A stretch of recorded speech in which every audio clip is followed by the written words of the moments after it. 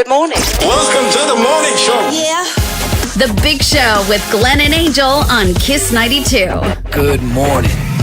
Sometimes getting out of bed in the morning is a lot to deal with all at once.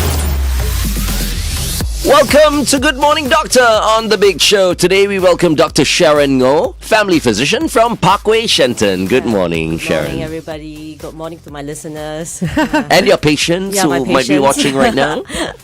Yeah.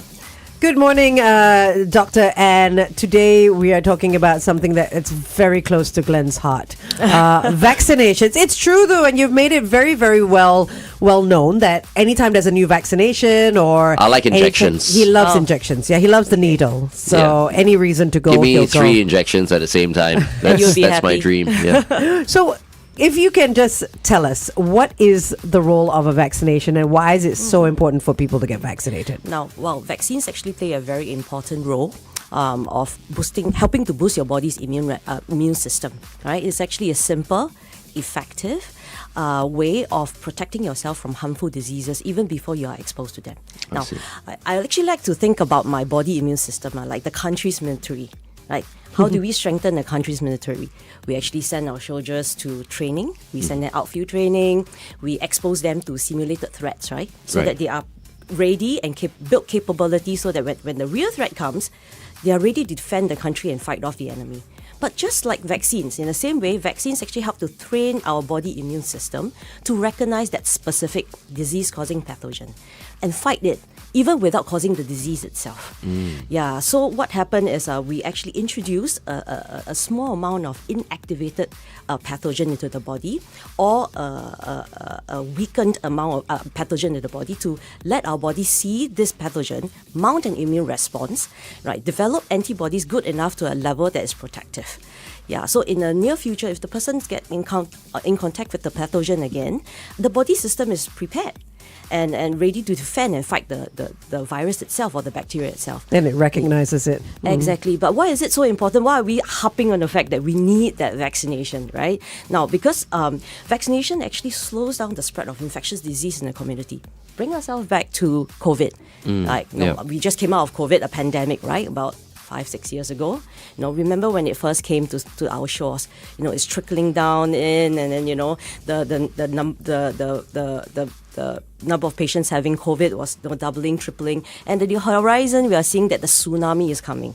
Right, it's coming to us. We know, but what are we protecting ourselves then? Nothing actually. We're actually protecting ourselves with stilts. So when the waves come, it just hit us, right? And not long after, all of us, we are at lockdown because the only way to prevent the spread of the disease is, we have physical Contain barrier. it, yeah. We mask up, we practice our own hand hygiene.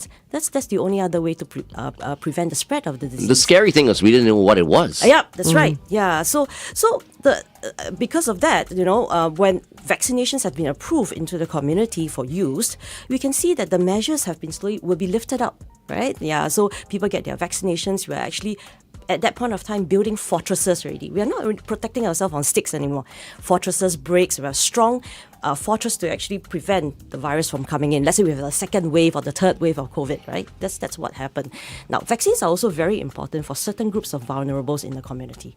Yeah. So at the top of my head, I can think about is about the 3 groups. The very young, which is our little babies, our children, right? Their immune system is actually not weak, but immature. Because they are young, their immune system is developing, right? So if their immune system is developing, they are rightly highly susceptible to certain diseases. That's why mummies will bring their children for their vaccination in the first few months of their life, all the way to preteens. Now, the second and third group of people is that they have a weakened immune system. Now, the elderly, for example, their immune system is not immature, it's matured, but it's weak, just due to the fact that it's aging. Now, it's called immunosenescence, a very big word, but it just means degrading or degenerating of your immune system. So for these people, if you left them to their own devices, their immune system is unable to defend them. Right. The third group of people is people with chronic illnesses. Now, chronic illnesses actually, again, makes a person's immune system to be defective. So again, it's their immune system is not strong enough to actually defend them. Yeah, so we will always, for all my patients who have certain chronic diseases like chronic lung disease, chronic heart disease, diabetes, I will always nudge them, please go do your vaccinations, because it's important for to get the protection against several diseases. And don't discount the fact that vaccinations down through history has helped us to eradicate very serious diseases like smallpox. Right? We are declared smallpox free in 1980. Right? 1981, I think Singapore has stopped the smallpox vaccination, compulsory smallpox vaccination from 1981 onwards. I was flipping through my health book, my little blue book, if you remember, that we are carrying. Yeah, I have my smallpox vaccines because I'm born way before that. So I guess I will give away my age if I continue talking. I'm still older than you, don't worry. We are talking to Dr. Sharon Ngoh, family physician from Parkway Shenton. Let's continue to talk to her on The Big Show TV. Meantime, here's Chapel Roan. Good luck, babe, on Kiss 92. So we talk about building our defenses, strengthening our immune system. But does getting a vaccine completely protect you from getting that disease? Because we heard about people still getting COVID even though they were vaccinated. Yeah, that's a very good question, because I get that a lot from my patients. Say, I just got the flu shot, but two months later I got the flu. Yeah, then my answer to them is, thank goodness you have the flu shot, because if not, you may suffer a more serious illness if you contract the flu without a flu vaccine. Now, the reason why no one vaccine is 100% effective. Okay, I just want to let everybody know that, because there are several factors that influence this. Now, even if the person goes through, takes the full recommended dose, okay, in the primary series, sometimes we do see that person getting that infection. And the reason is so. Now, first reason is a primary vaccine failure, meaning when we give the person the shot, the person goes through the full doses, right? The body just don't seem to be able to mount an immunological response to develop, to produce antibodies that's good enough to protect them. Yeah, so that's why we call that, sometimes the person is just, the body's immune response just aren't able to do it. The few other groups of people who can't do that is actually the elderly patients, and as well as patients who have chronic diseases, because their immune system is weakened to begin with already. Yeah, so the second reason is secondary vaccine failure. Secondary vaccine failure comes about is when you get the full doses, your body is able to mount the immune system and produce enough antibodies, but through the years, the amount of antibodies just trickle down, and it just decline, and then it goes through below a level of protection, and that's where at the tail end the person may get the disease, right? And that's where we need our booster shots. Right. To actually retrain your immune system again. It's like sending your army for retraining, Right. like remedial lessons. Yeah. So I think there are a lot of people who are scared of vaccinations for various reasons. Some people might be afraid of needles. Some people constantly thinking about side effects. So let's talk about side effects. Vaccinations and side effects. Of course, not everyone has side effects. I mean, if you're unlucky, you'll get a side effect. How do we assure people about vaccinations and side effects? Well, okay, first I want to say, vaccines, when it's released and approved for use, right, they have gone through many clinical trials and testings. So really, the safety level and the efficacy level have to meet a certain standards before it's released for public use, right? So that's one. And even after it's released, I'm not sure if you know that for us as medical professionals, we are supposed to, there's actually an ongoing active surveillance program where we can actually report any adverse events that following a vaccination to regulatory bodies. For Singapore, it's HSA, right? So we can actually report it, and the people who are in that committee will then look at the adverse events or side effects, and then will then address the issues. So this will help to maintain the standards of safetiness of the vaccine. Yeah. Having said that, most of the vaccines side effects are really very mild. There's localized side effects such as pain, muscle aches. That's normal, isn't it? That's very normal. Getting a fever and whatnot. Getting a fever. Some people will just feel a little bit under the weather, but after a while, 2 to 3 days, it will just disappear. It will just go away. It's self-limiting. So you're saying, like with social media now, there's a lot of fake news out there because they make the side effects out to be, really, really bad. No? Yeah. But I want to acknowledge that there are some adverse events that are significant. Okay. But they are under the rare category. When I say rare, I mean 1 to 2 cases per million of vaccines Small given, group, or 1 to 2 cases per 10 million of vaccines given. So these are really rare side effects. And then blown up on social media. I have a question. So, I mean, we get these vaccinations to protect ourselves, to build our immune systems and all that. But are there certain people that are built with really strong immune systems? Yes, they do. That, that they are protected, say, from the flu or shingles or COVID. And are there tests that someone can go through before they say get a vaccination to sort of see if they're already protected? That lady who lived till 117, I was telling you the other day. Yeah. She had a great immune system. Yeah. Well, some people are blessed with a better immune system compared to the others. And of course, if as I mentioned, if you have chronic illnesses, your immune system is generally weaker. Of course, yeah. So the way that you mount it, you may not mount a good immunological response. Right, to the vaccine, but for some others, some of my patients will say, I'm well, I'm healthy. Why should I need a vaccination? Right, because my body is strong enough. Like Angel.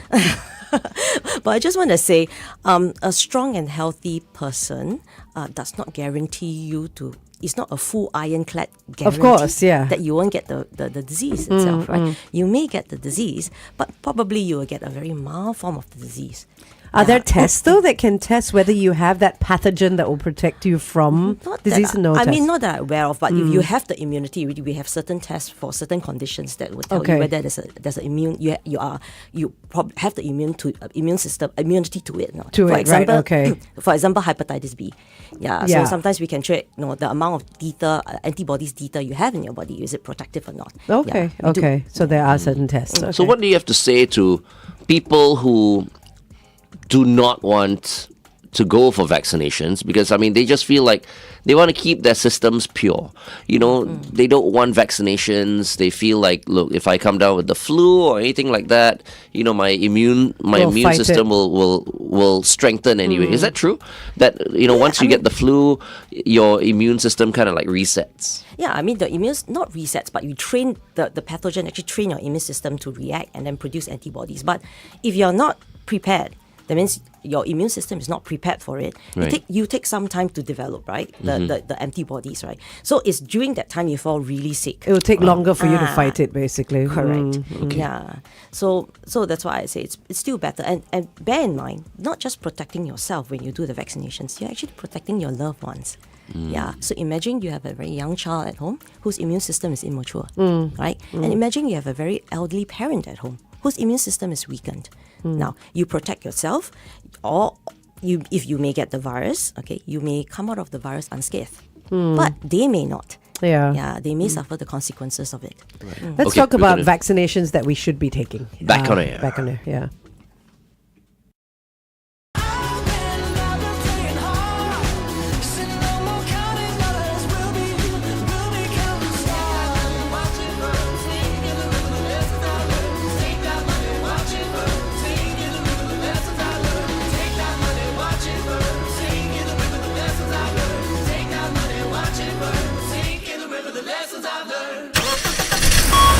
Kiss 92 traffic. Okay, taking a look at the situation on the roads. On the AYE towards the MCE before Clementi Avenue 2's exit, avoid lanes 3 and 4. Sounds like a big one. An accident has been reported. Other than that, it's slow traffic all over the place. Let us know if you spot anything. 8855-0920. Welcome back to Good Morning Doctor. Our guest for today, Dr. Sharon Ngoh, family physician from Parkway Shenton, and we've been talking about vaccinations and why we should go for our vaccinations to prevent us from getting too ill and spreading it to our families. So speaking of vaccinations, because that's all we're talking about today, what are the specific vaccinations you would recommend every Singaporean has?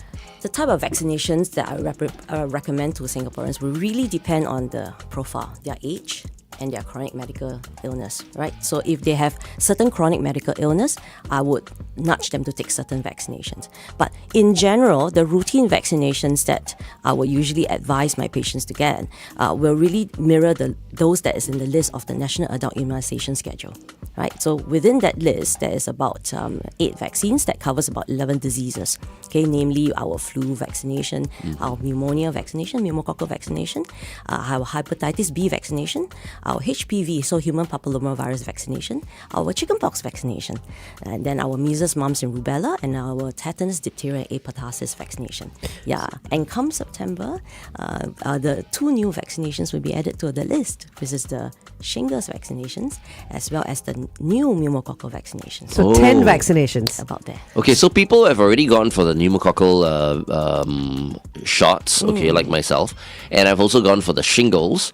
Can I go for these 2 new pneumococcal and shingles shots as well? Yeah, so for the pneumococcal vaccination, it depends on what kind of shot you have taken. Because now currently we have 2 kinds of pneumococcal vaccination, right? The PCV13 and the PPSP23. So depending on your age, depending on the background medical history, and what kind of what shots have you been taking, what shot have you taken for your pneumococcal vaccine, then we will decide whether you should take the PCV20 or not. Okay. Yeah, for the shingles vaccines, it's actually a new one. I think the previously people take one was actually the live attenuated ones, but the efficacy is not that great. And we found that the antibodies titer actually wane after some time, even less than 5 years. So we're actually bringing in the new shingles jab, which has a very high efficacy and it's good to take. It's 2 shots. Then I feel cheated already. I paid so much for my shingles shot, and now there's something better coming out. No, so let's talk about that, like updating your shots, because Right. sometimes new strains come along and you have to update them. So it's like updating your software, right? We'll talk more about that on the Big Show TV. Upgrading my car. Yeah. All right, here's Juice WRLD with Lucid Dreams on Kiss 92. So I know the shingles shots, there are 2 shots, right? That for it to be effective. And then the flu shot, you have to update that, not update that, but you have to get that done every year. Yeah, that's the seasonal shot. What about the rest of the shots? Are they a lifelong shot or are they also yearly shots? Yeah, it depends. Okay, so if we have a live weakened vaccine, I'll be very clear here. Live and weakened. Okay, these vaccines usually gives you good immune protection and confer lifelong immunity. So you do not require to go for a booster shot. But vaccines that are weak and dead, like your tetanus, diphtheria, pertussis, somewhere down the road, you may need a booster. Because as I said, the body immune system, the antibody starts to drop, right? So after you hit some time that antibody levels goes below the protective level, then that's where the booster comes in. Shots like flu vaccines, because of the virus is replicating or mutating so quickly, you need to update, because sometimes the southern hemisphere vaccine and the northern hemisphere vaccine, there may be what we call antigenic drift, meaning the virus has mutated. So if you are vaccinated by the ancestral strain, it will not protect you from the circulating strain at this moment. Do they have a 2-in-1? Sorry? Do they have like a 2-in-1 injection? No. The northern is northern and the southern is southern. Oh, so it's Yeah. 2 separate jabs. Yes. Yeah. It comes every 6 months. Okay. So That's starting why you from do it, yeah. October and it starts from April. That's why But you do it. only do it once a year. Yeah. Right? Yeah, I do correct. it once a year. depends, because sometimes every time when it comes out, the new strain, the new vaccine comes out, there will be a advice to say that if you have taken the northern, there's not much of a difference, so you don't have to repeat it. If there's a difference, yes, I will nudge my patients to repeat it. Yeah. Okay. What about shots for traveling? I mean, June holidays coming up. Are there any shots that you would recommend people So get? apart from these routine vaccines that my patients would ask, according to their chronic illnesses, they already have gotten some of the shots. That flu is something that I would definitely recommend, and also depending on the country that you're going to, whatever you have to do a little bit of homework before you come to us, right? Because you need to look at the country, what is the endemic situation like? Yeah. So certain vaccines are required, but in general, people will come to us for the flu vaccine before they travel. They do come to us a little bit earlier, about 4 to 6 weeks Before the travel. Yeah, in case if they are going to exotic countries and you require some other shots, you need some time, but In between, right? for spacing. So we always hear like, okay, if you're going to Africa, you need to get your Yellow jabs. fever and all What other countries require Basically, vaccinations? all the Africa. African countries, countries that are under the sub-Saharan belt. And also, for example, just a very, very like our Malay colleagues or friends or families who are going to Mecca for their pilgrimage, Okay. they also require their meningococcal vaccination. That's required to go It's required. before you go, Yeah, it's right? actually something that they need to see. Okay. I see, okay. It is mandatory. Mandatory. Yeah, Yeah, but it's of so course- crowded over there. It's best Yeah. to protect yourself. Yeah. yeah. Okay. Okay. And let's talk about how often people should get vaccinated, because you said there needs to be a time. Why is it so important to have that time in between? Why can't you just go and get like 3 or 4 shots at one go? Okay, so most of the time you can get all the 3 or 4 shots at one go. Oh, you but can, It's just okay. it's just that if you happen not to get the 3 or 4 shots at one go, especially for the live attenuated vaccine, okay, you need to wait a period of time. You need to give the vaccine a space. So we call that spacing between vaccines. Yeah, the reason is because if you give the person one vaccine and then if you give the person another, the antibodies that is producing for the first vaccine may interfere with the second one. Oh, right. Okay. Yeah, so the second vaccines may not, when you give the person the second vaccine that's too close to the first one, especially if it's a live weakened vaccine, the body's immune response may not mount a good immunological response to the second one. Yeah, so the protective level may not be so good. Okay. So complicated. Right? So many vaccinations we all wanted at the same time but cannot. You mentioned earlier of the 8, you said chicken pox. Yes, And then you chickenpox. mentioned shingles. Yes. I mean, in my understanding, chicken pox is a child's disease, and then shingles is the adult version. Correct me if I'm wrong. Yeah. So chickenpox is most of us we get our chickenpox my era, right? We get it when we were young. 18. I got mine when I was 18. Yeah, so we get it in my regular. So what happens is that in the chickenpox, when you get the chickenpox, you have the varicella zoster virus in your body, and this virus actually, for some kind of reason, that evades the immune system and hides itself at the root of your nerve that's behind your spinal cord. In your back. In your back, Wow, around okay. the spinal cord, so along the spinal cord. So when you get a bit older, or you experience maybe some form of disease that actually weakens your immune system, then this virus will then resurface, just like jailbreak, right? It comes up from its little house that it's hiding from, and then go and travel from the nerve, along the nerve, and to the hand, and or to the area that it supplies, and then it breaks out as shingles.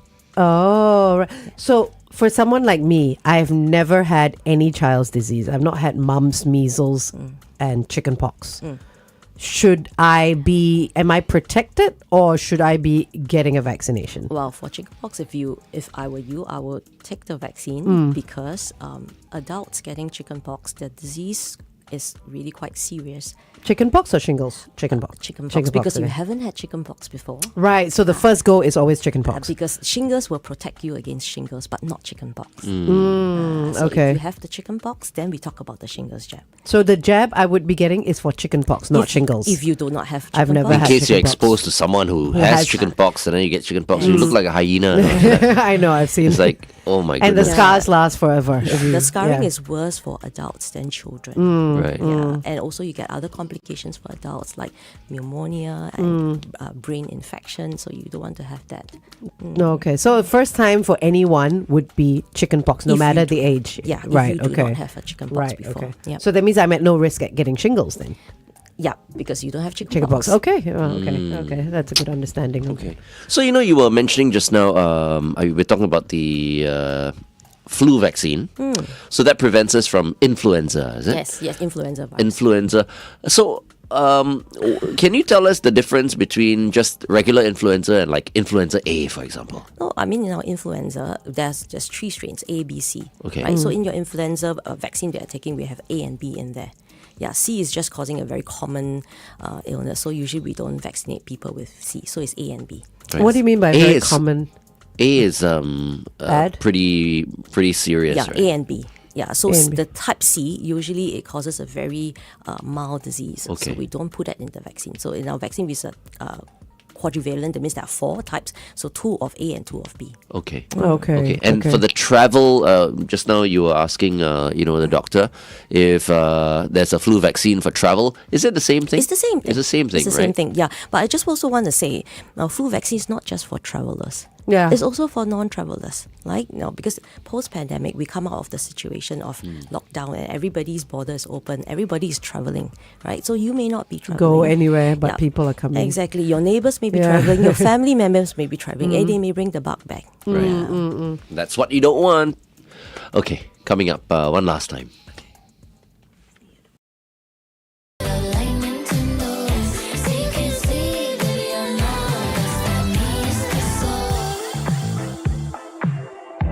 Is it that sweet? I guess so.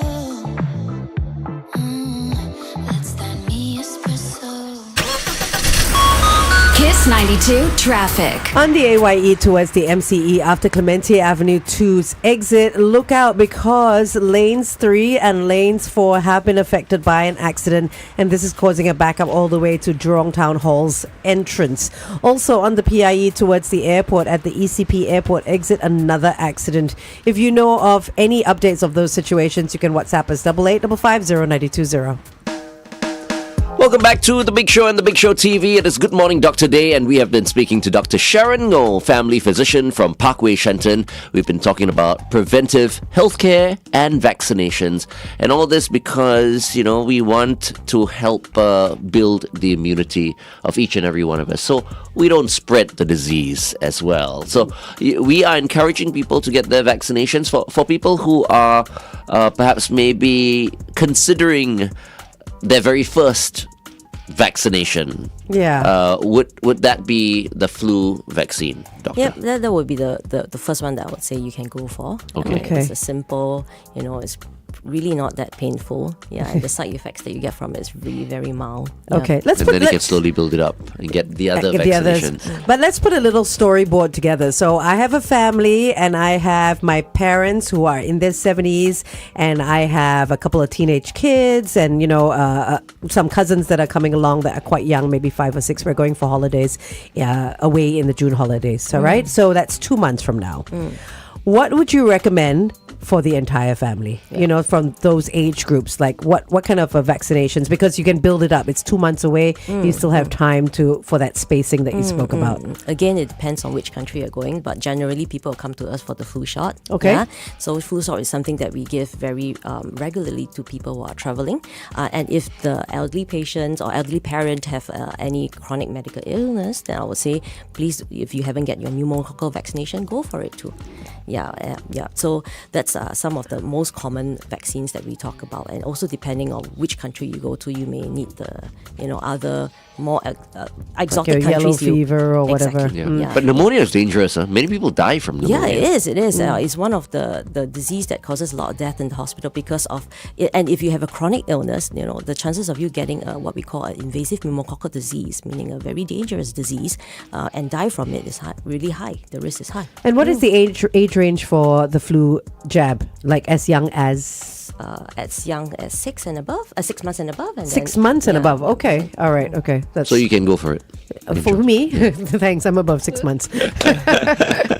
Okay, before we let you go, anything you'd like to say to Singaporeans? Well, I would say vaccination is actually the safest and most effective way of protecting yourself and also your loved ones from preventable disease. So do head down to your family doctor to discuss about the vaccinations and get them up to date. better still go and look for Dr. Sharon Ngoh. Yeah. How about that? She's at Parkway Shenton, okay? Thank you so much, Sharon, for joining us today. Thank you so much. Thank you. Thanks for prioritizing you and your family's health.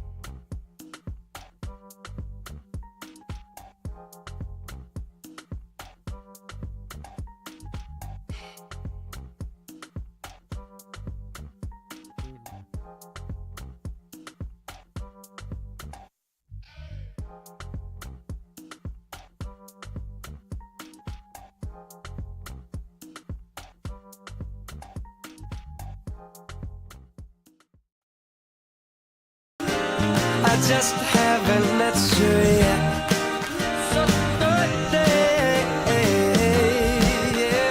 I just haven't met you yet. Michael Bublé, haven't met you yet, right here on Kiss 92. All the great songs in one place.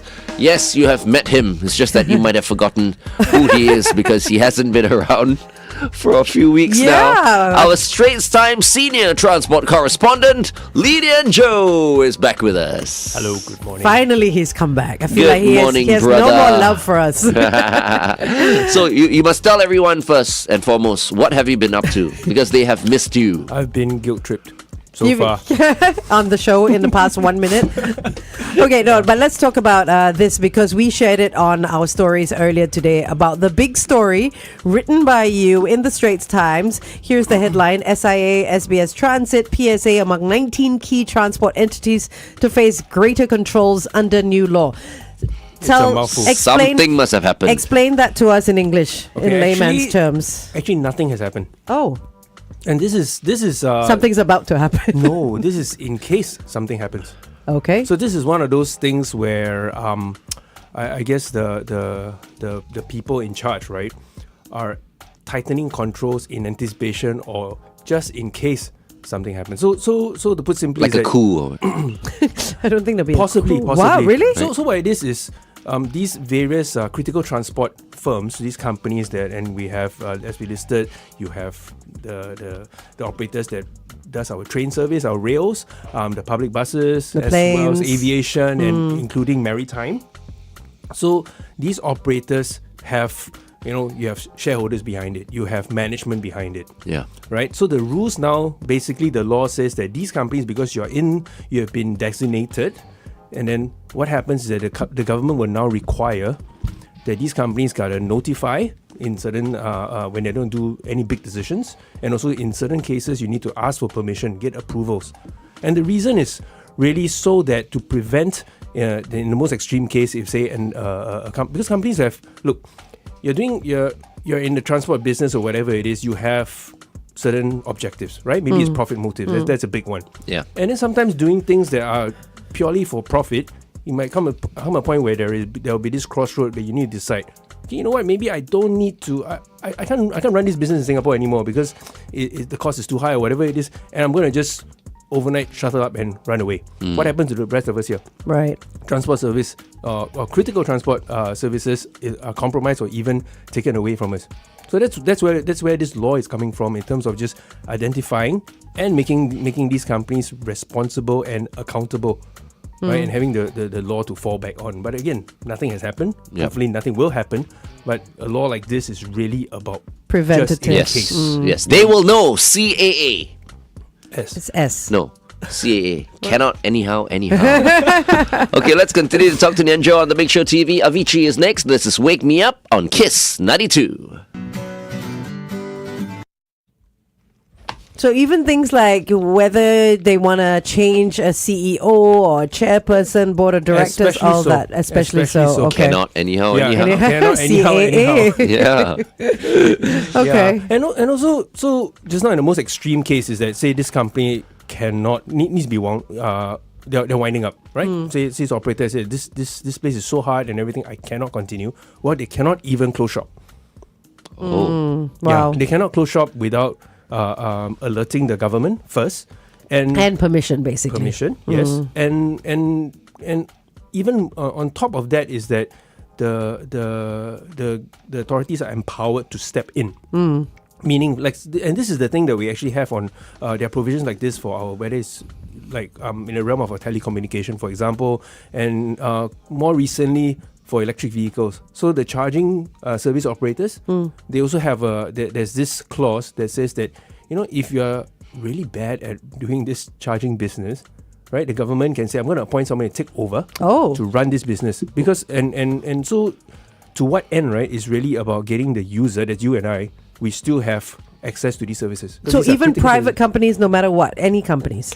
No, in just these The industries infrastructure, and, yeah. so these there's been earmarked, right? Telecommunication is one, energy is another, Okay. and Transport. charging, transport for sure. Yeah, so it is really about this preparation of giving the legislators the sort of teeth, as it were, that they can get things done if things were to go bad. And to be able to keep the country running Exactly. and as smooth as possible, right? Because we've seen, I mean, these are examples cited in other places where there are also this sort of safeguards that have been put up, because things can change quite dramatically, and you can't be a point when, say, a essential service or critical service is taken offline, and then you go, hey, how? Cannot anyhow. Yes, CAA. exactly. Yeah. So the EV chargers. Yes. So for example, should we have like one body controlling all the EV There chargers? already is. When the law governing electric vehicle charging was passed in 23, there already is this provision that allows this step-in measure. And if you think about it, this is, I feel that at least, if anything else, with the EV, because that's a pretty new thing for us, you see that there's a bit of thinking ahead, right? Because just as we are now getting quite comfortable with electric vehicles, they are really, around every corner, and chargers also popping up. There will also come a time where you're going to see that there will be a shake-up. Not all will survive, not all will do very well. Some will be better than others. But also on the infrastructure front, you also have players that do better and some may struggle. Yeah. Right? And you come a point where you go like, if company A can be struggling, I mean, that's like, hope you get well soon. But if your demise is going to undermine the users, as in the rest of the population, then the government will step in. Right. Yeah. So this That's why act, the 5-minute charging is like, wow. it's crazy, right? So this act gonna has be come into amazing. play already. Well, it was enforced yesterday, yes, right? Yep, that's okay. right. Yeah. No April Fool's joke, right? No. A bit sensitive though, but no. Yeah. Okay. Yeah. Okay. Yeah. Ninja is not as insensitive as Tiger Woods. Right. Tiger Woods went to play a April Fool's prank on his fans to say that his injury, his bad injury, all of a sudden miraculously got better, and so he'll be playing in the a Masters? tournament that's coming up, Oh the my Masters. But he isn't. And then the next day he went like, haha, April Fools. Not in good taste. Childish. Yeah, not in good taste. Yeah, I'm not sure about this. Yeah, it's quite sensitive. It's April 1st. Yeah, News exactly. on April 1st always got to be taken with a huge pinch of salt. Nobody plays April Fool's pranks anymore. There were quite a few brands out there that were playing some pranks. Is but it? Yeah. But a do few. it properly. It's Yeah, fine. do it tastefully. Make it fun. Yeah. Make And people Make laugh. people look at it and go, "Oh, it must Yeah, be April Fools." Yeah. But you're talking about charging speed, right? This Yeah. 5-minute charging speed. I think this was news, last week we were talking about it? I think it was When you either went. When you last week went. or the week before. When you went, it was announced the day before. No, Yeah. you know what? Because I was thinking, right, the reason why I feel like there will never be enough chargers is because of the time spent charging. Even if you're on a DC charge, let's say, you need at least like 40 minutes if you want to, charge up to 80% or Currently, 90%. AC even longer. But look, once the new cars come in and these cars are capable of getting charged, in 5 minutes, this will free up a lot of time for everyone else to charge, Because in my mind, I'm thinking, how many bloody chargers do we need in Singapore? One if more. everyone... What? One more. One more. more. Always one more. Right, the Kinda more like that last EVs, the more chargers we're gonna need. And then suddenly this breakthrough came about. 5-minute charging? I'm like, what? And once that happens, I mean, everybody else is going to follow suit, I'm sure. No. This is here's the thing, right? patented by them. It is a BYD thing. Yeah. You know what I mean? Yeah, but I mean, it doesn't stop anyone else from trying to come up with a 6-minute charger. You know what I mean? It will 4 charge minutes. all 4 minutes, right? It sets the tone for for capabilities for other cars as well. I don't know, man. I'm I'm just sitting back, Watching. with my potato chips and watching the drama unfold. I think to me what I appreciate from the 5-minute charging claim is that it is now possible. Yes, right? That exactly. such a thing exists. But it is only half the story, or even less than half the story. From the way I see it is that, because in terms of pushing out all that juice into the car, what we're saying is you have two components. There's a charger that can send out electricity, they can juice up at that speed, and you have a car with this kind of ferocious appetite that can mop up or suck up all this power at that speed. And the two must align before you get the job done at 5 minutes. Right. But the Right. chargers don't change, right? It's only the battery, right? The You were battery, saying? yeah. It's only The the battery. chargers need to change. Oh, the chargers need to Yeah. change? But from what I understood, based on what the conversations that I've had, the chargers. What these new cars require are just the DC chargers. Correct, but the rating of the DC charger needs to be 1,000 kilowatt. Oh, and What not is it all now of them then? are. What is it now? Let's see. The fastest you can find in Singapore is 180. Really? So that Yes. means the infrastructure has to be upgraded And, as well. and here we come back to, so today I'm going to pretend I know the law, which is actually in the rules for EV charging in Singapore, there is cap maximum of 500 kilowatt. So you're Which never is going to already- see the 1,000. No, not never, but Not the yet. current state at 500 already gives you a lot of headroom. If I tell you that the fastest publicly available charger is now at 120, 150. Okay, Yeah, wait, let's yeah, go for okay. a traffic update.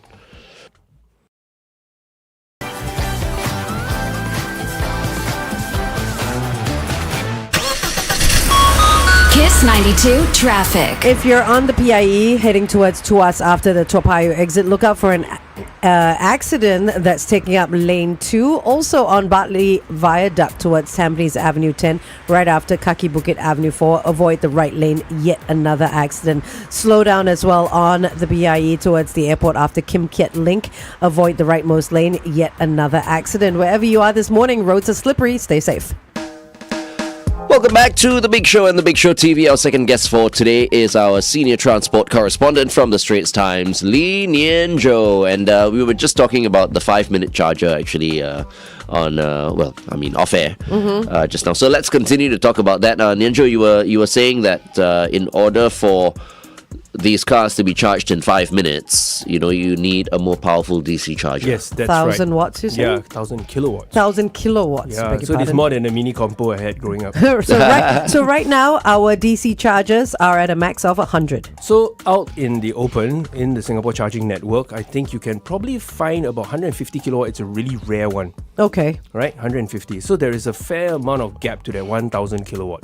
Yeah. Okay. So there are ways to look at it is that on one hand, this is going to be quite nerdy, of course, but when you have a car that is able to accept charging speed, an electric vehicle that can accept charging speed at this very, very high capacity, right? What it means is that it can better take advantage of whatever they can get on tap, as it were.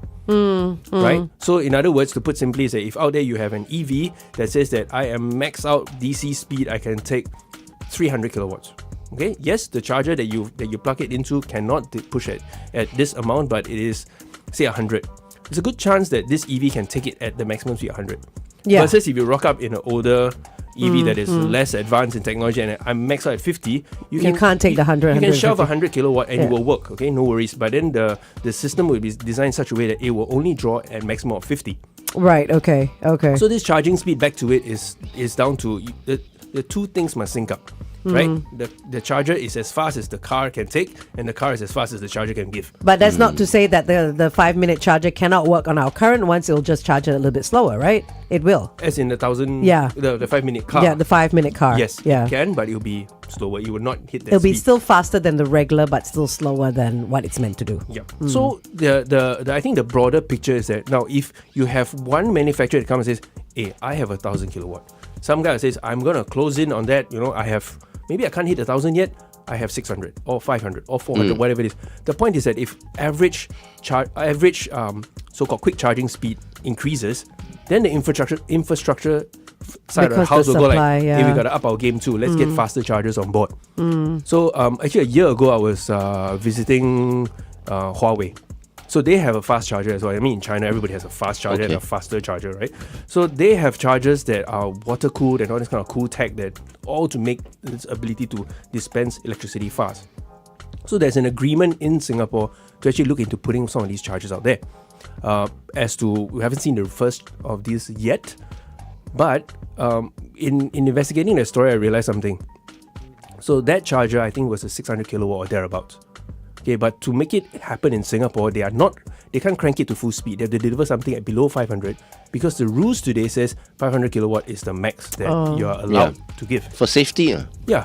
Yeah. It's also, it's all this legislation you need to catch up with technology, but it's also chicken, egg, chicken, but end up. Let's see who does it first kind of thing, yeah. Yeah. So what I think is welcome that you have this big claim of 1,000 kilowatt car and all that.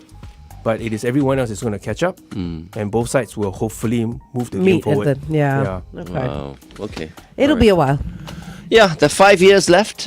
5 years. I mean, this is the government's vision. 2030, right? 60,000 charges? Refresh my memory again. 2030. So Everything's got to be hybrid and EVs, is it? Yeah, well, the word is cleaner energy. Okay. Yeah. But- No, but then will we still be able to drive our ICE cars? You can. Yeah. Okay. It's not completely phased out. If you have as long as vehicles that are in use, right, they continue to Be in- having a valid COE and everything, but you also gotta be continue to perform for your periodic inspection, that they pass all the inspections. You can keep going. Okay. All right. Okay. Thank you very much, Nianjo, for joining us. Are you coming in next week? Yes, sir. Okay. You better. That's good. We've been speaking to our senior transport correspondent from the Straits Times, Lee Nianjo. Thank you, Nianjo. Thank you.